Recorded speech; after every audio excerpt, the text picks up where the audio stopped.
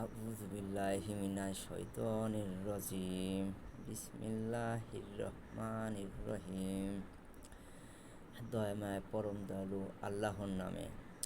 যখন কিয়ামত ঘটিবে, ইহার সংঘটক অস্বীকার করিবার কেহ থাকিবে না। ইহা কাহাকেও করিবে নিজ, কাহাকেও করিবে সমুন্নত।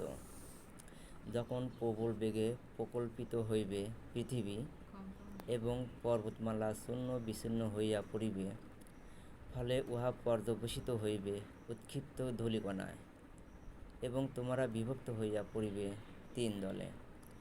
ডান দিকের দল কত ভাগ্যবান ডান দিকের দল, এবং বাম দিকের দল কত হতভাগ্য বাম দিকের দল।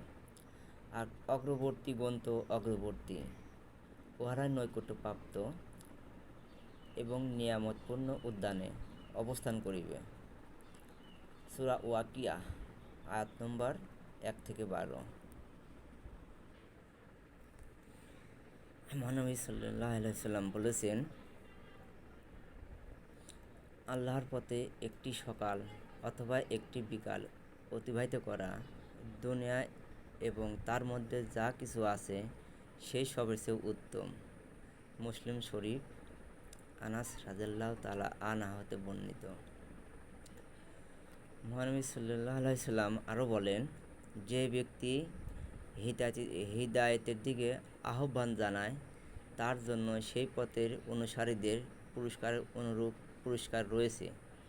এতে তাদের পুরস্কার থেকে কিছু মাত্র কমতি হবে না। আর যে ব্যক্তি গুমরাহের দিকে আহ্বান জানাবে, তার উপর সেই পথের অনুসারীদের পাপের অনুরূপ পাপ বর্তাবে। এতে তাদের পাপসমূহ কিছুমাত্র হালকা হবে না। মুসলিম শরীফ। আবু হুরায়রা রাদিয়াল্লাহু তাআলা আনহু হতে বর্ণিত।